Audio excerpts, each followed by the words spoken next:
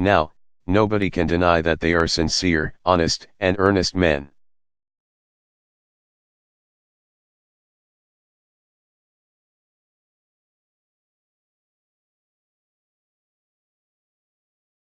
No one can deny that the Puritans were men of profound conviction.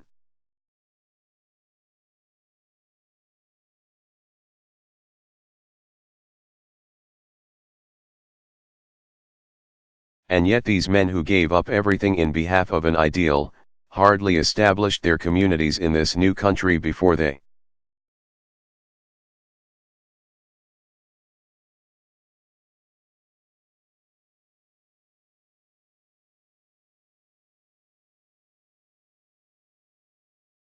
began to practice exactly the same sort of persecutions on other men which had been practiced upon them.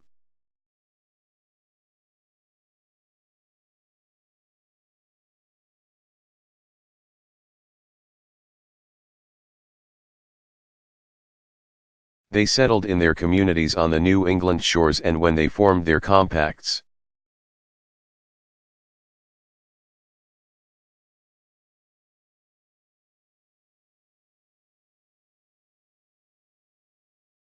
by which they governed their local societies, they permitted no man to have a voice in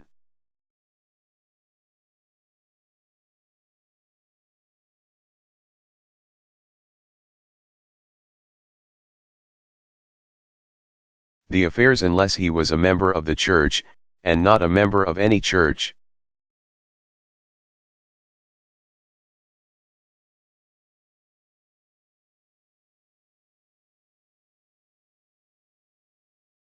But a member of the particular church which dominated the particular community in which he happened to be.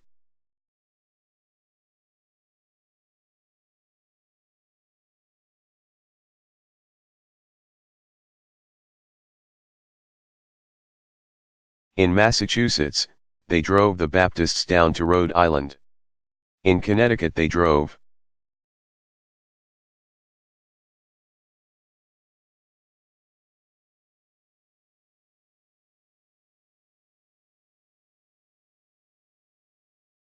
the Presbyterians over to New Jersey. They burned the Quakers in Massachusetts and ducked the witches.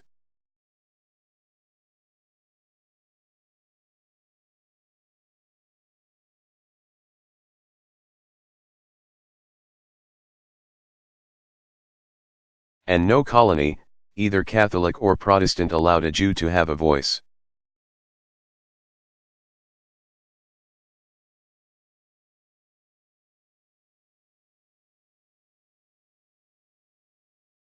And so a man must worship God according to the conscience of the particular community in which he was located.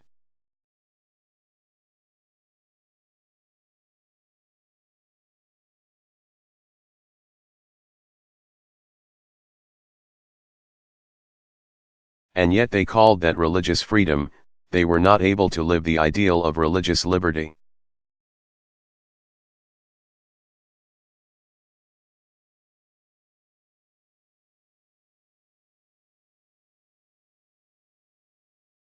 And from that time to this the men of this government have been following along the same line of inconsistency.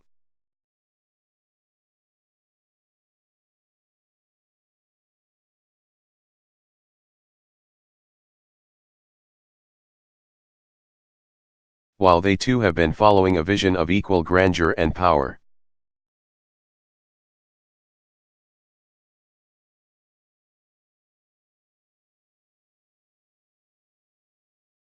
Never in the history of the world did it dawn upon the human mind as it dawned upon your ancestors.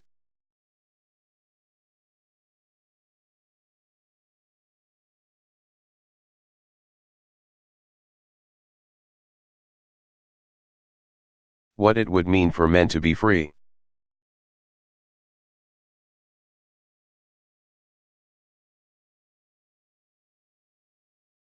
They got the vision of a government in which the people would be the supreme power.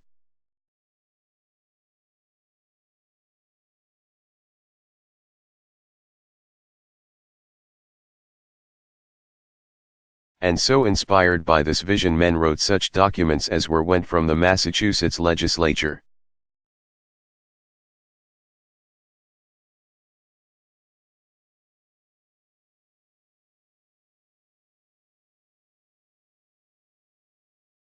from the New York legislature and from the Pennsylvania group over to the Parliament of Great Britain.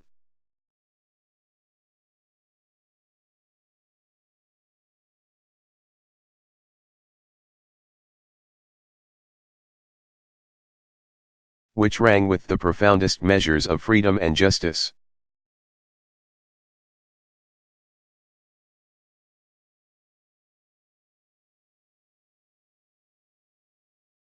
They did not equivocate in a single word when they wrote the Declaration of Independence.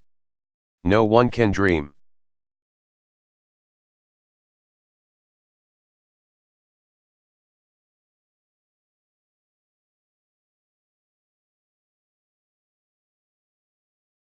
That these men had not got the sublimest ideal of democracy which had ever dawned upon the souls of men.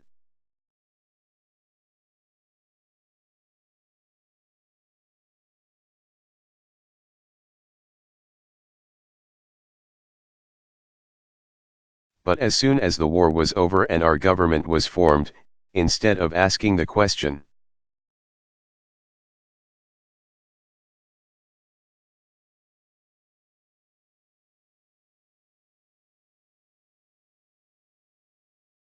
who shall be the governing force in this great new republic, when they brought those 13 little territories together,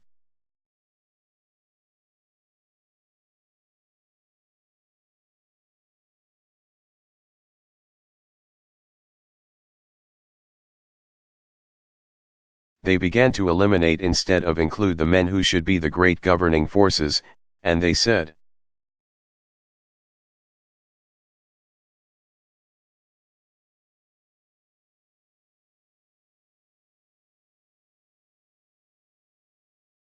who shall have the voice in this great new republic, and you would have supposed that such men as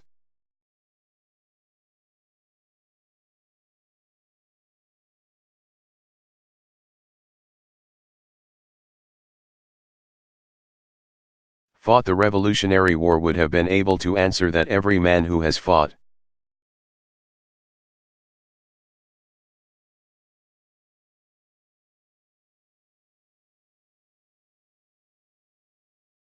everyone who has given up all he has and all he has been able to accumulate shall be free. It never entered their minds.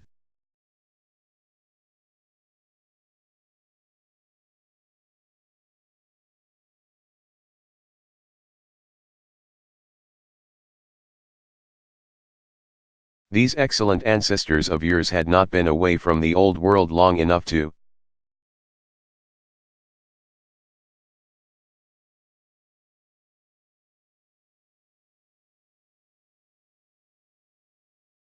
realize that man is of more value than his purse.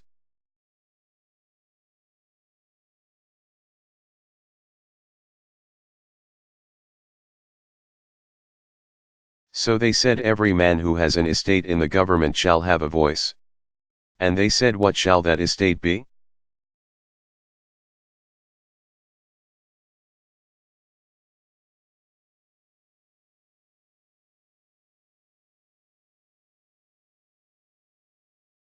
And they answered that a man who had property valued at $250 will be able to cast a vote.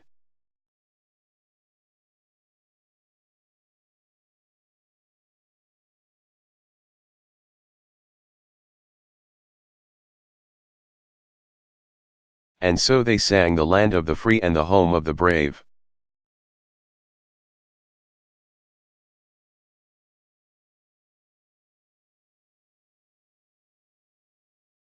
And they wrote into their constitution, all males who pay taxes on $250 shall cast a vote.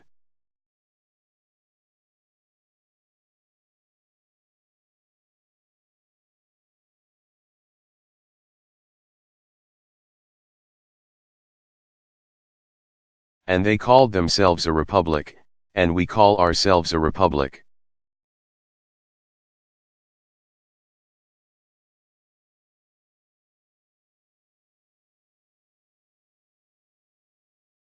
And they were not quite so much of a republic that we should be called a republic yet.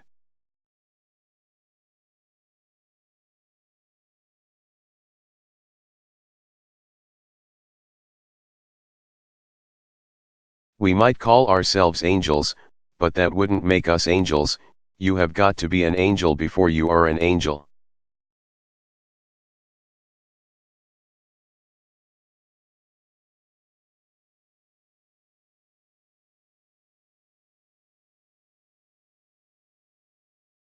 And you have got to be a republic before you are a republic. Now what did we do? Before the word male in the local compacts.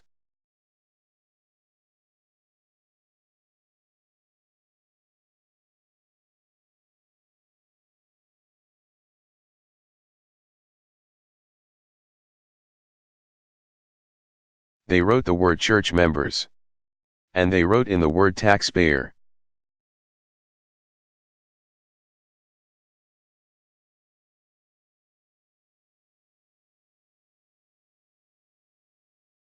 Then there arose a great Democrat, Thomas Jefferson, who looked down into the day when you and I are living.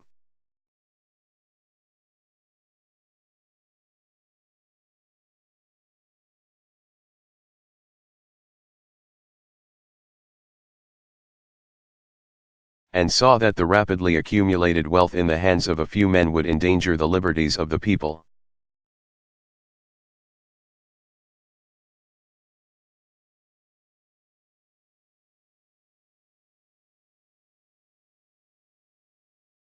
And he knew what you and I know, that no power under heaven or among men is known in a republic.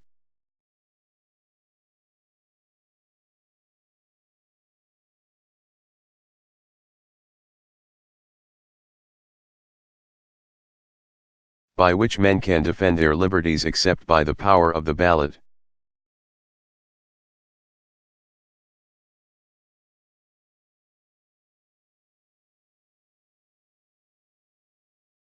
And so the Democratic Party took another step in the evolution of the republic out of a monarchy, and they rubbed out the word taxpayer and wrote in the word white.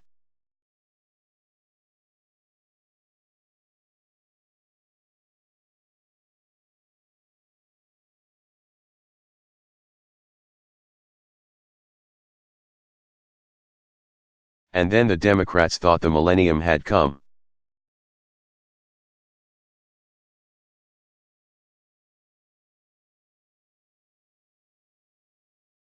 And they sang the land of the free and the home of the brave as lustily as the Republicans had sung it before them.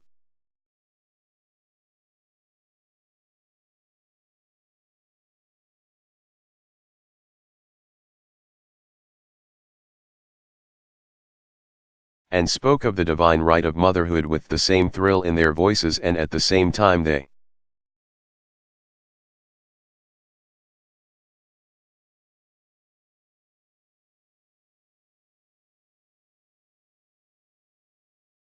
were selling mothers' babies by the pound on the auction block, and mothers apart from their babies.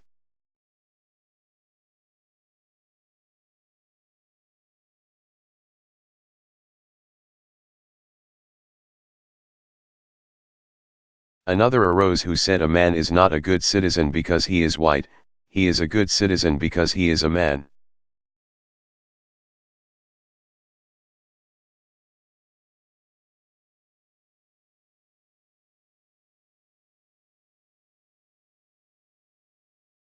And the Republican Party took out that progressive evolutionary eraser and rubbed out the word white from.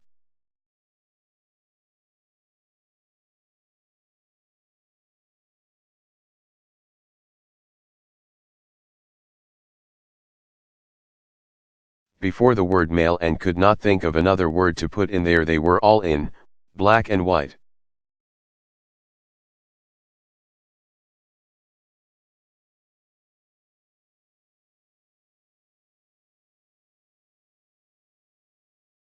Rich and poor, wise and otherwise, drunk and sober. Not a man left out to be put in.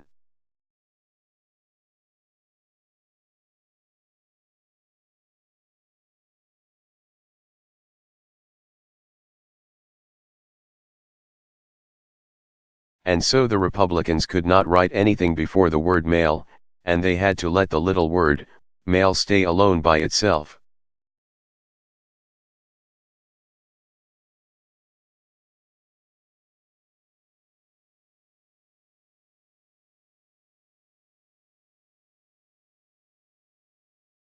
And God said in the beginning, it is not good for man to stand alone.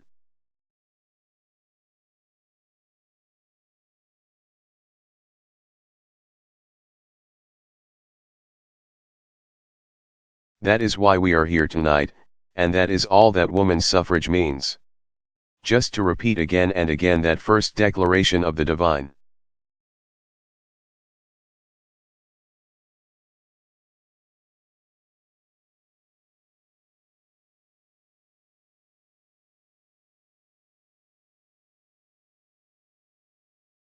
It is not good for man to stand alone.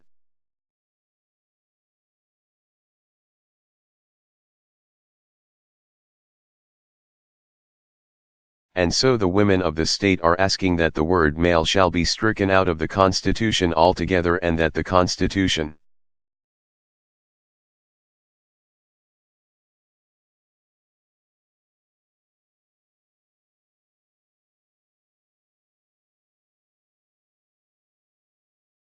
stand as it ought to have stood in the beginning, and as it must before the state is any part of a republic.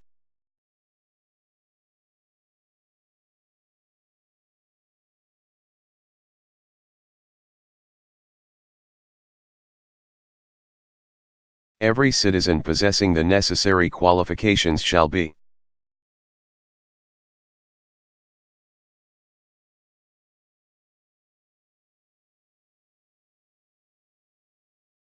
entitled to cast one vote at every election, and have that vote counted.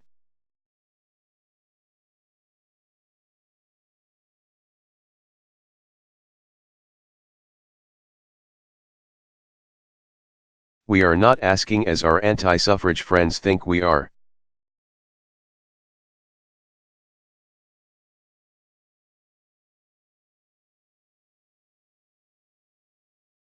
For any of awful things that we hear will happen if we are allowed to vote.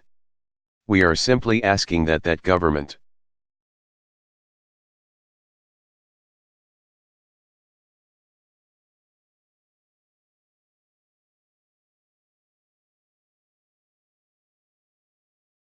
which professes to be a republic shall be a republic, and not pretend to be what it is not.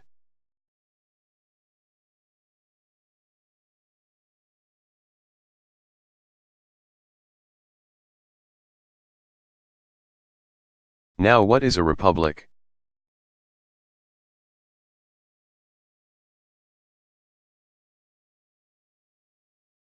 Take your dictionary, encyclopedia, lexicon, or anything else you like and look up the definition, and you will find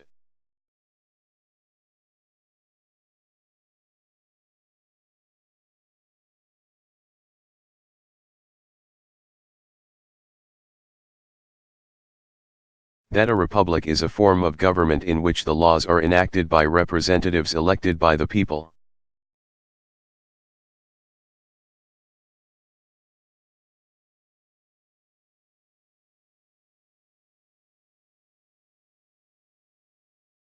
Now, when did the people of New York ever elect their own representatives? Never in the world.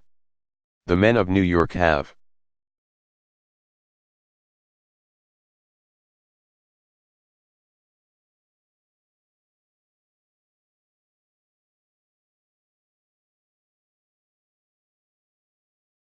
And I grant you that men are people, admirable people, as far as they go, but they only go halfway.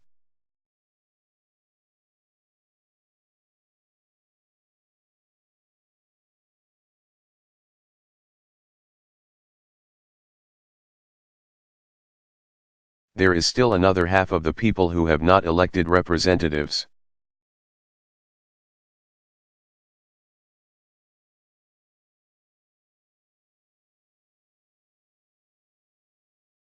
And you never read a definition of a republic in which half of the people elect representatives to govern the whole of the people.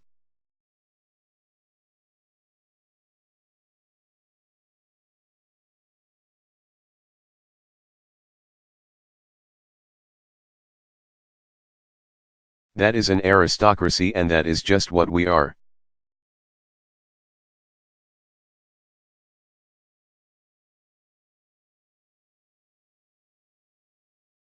We have been many kinds of aristocracies.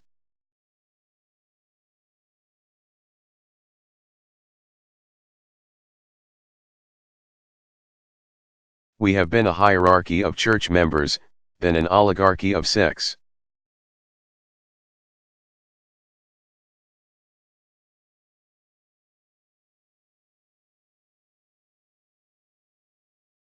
There are two old theories, which are dying today.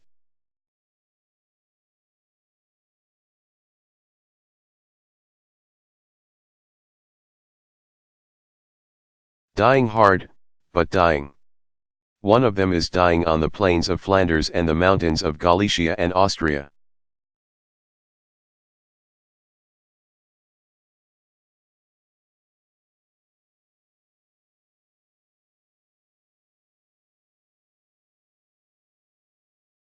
And that is the theory of the divine right of kings.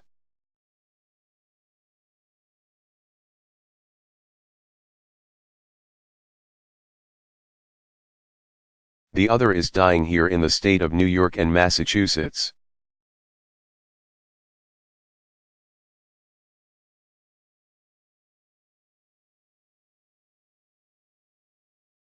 And New Jersey and Pennsylvania, and that is the divine right of sex.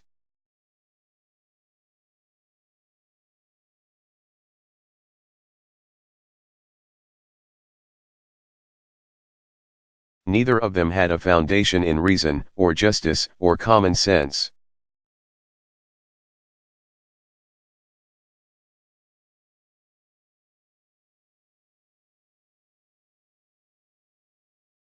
Now I want to make this proposition, and I believe every man will accept it.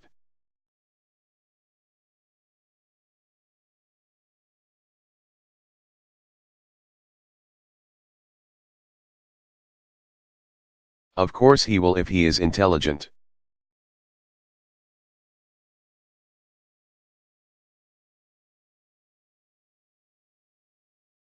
Whenever a republic prescribes the qualifications as applying equally to all the citizens of the republic,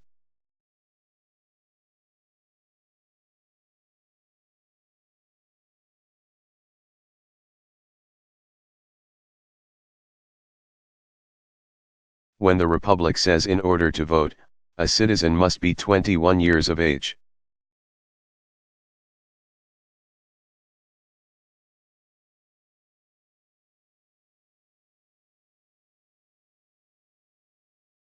it applies to all alike. There is no discrimination against any race or sex.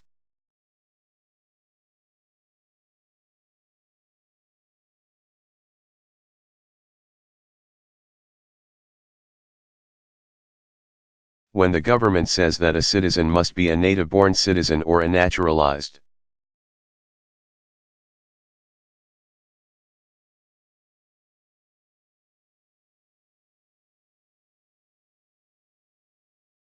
citizen, that applies to all. We are either born or naturalized, somehow or other we are here.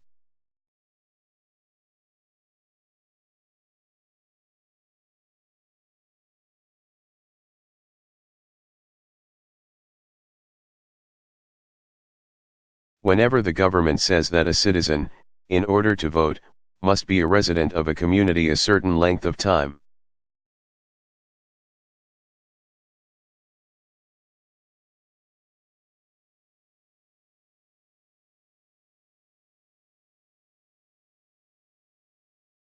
and of the state a certain length of time, and of the nation a certain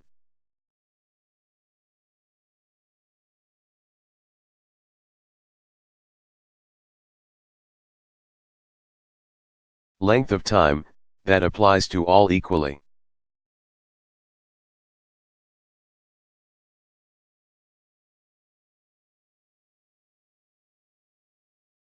There is no discrimination.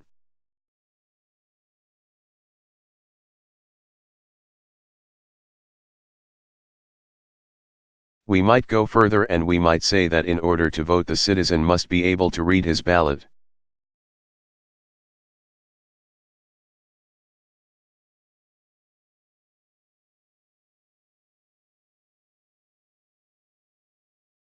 We have not gone that far yet. We have been very careful of male ignorance in these United States.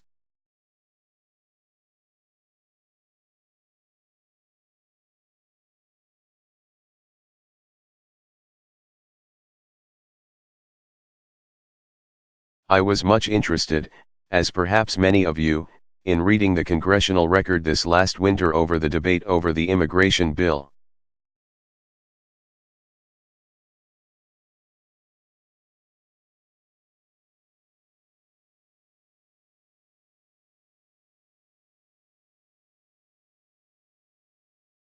And when that illiteracy clause was introduced into the immigration bill,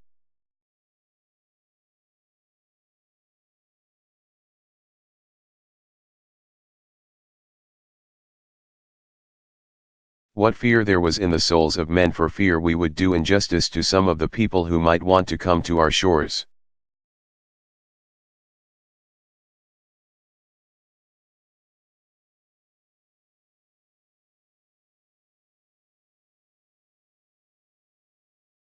And I was much interested in the language in which the president vetoed the bill.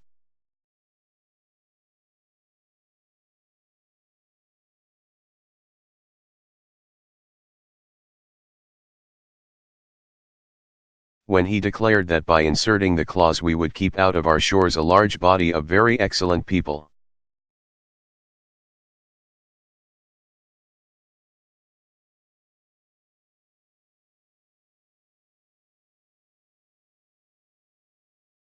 I could not help wondering then how it happens that male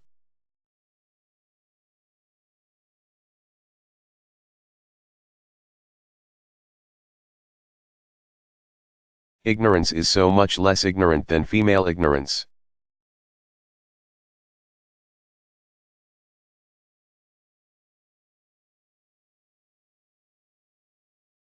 When I hear people say that if women were permitted to vote, a large body of ignorant people would vote.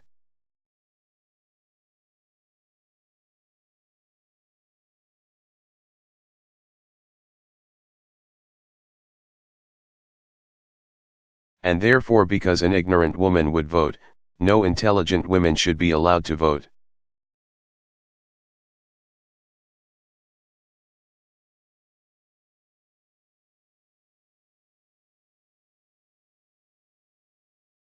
I wonder why we have made it so easy for male ignorance and so hard for female ignorance.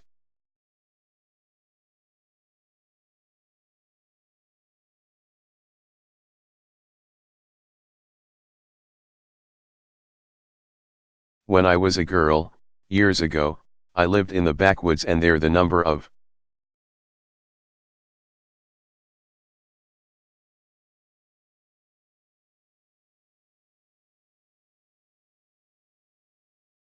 votes cast at each election depended entirely upon the size of the ballot box.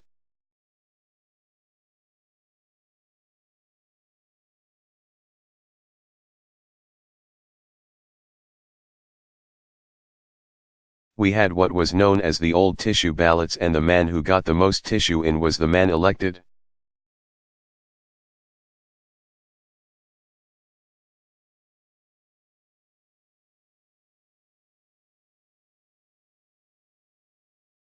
Now the best part of our community was very much disturbed by this method.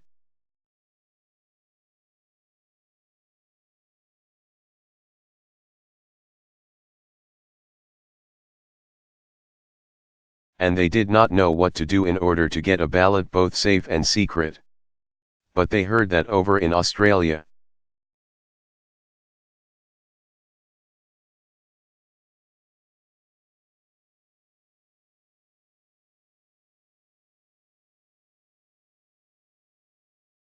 where the women voted, they had a ballot which was both safe and secret.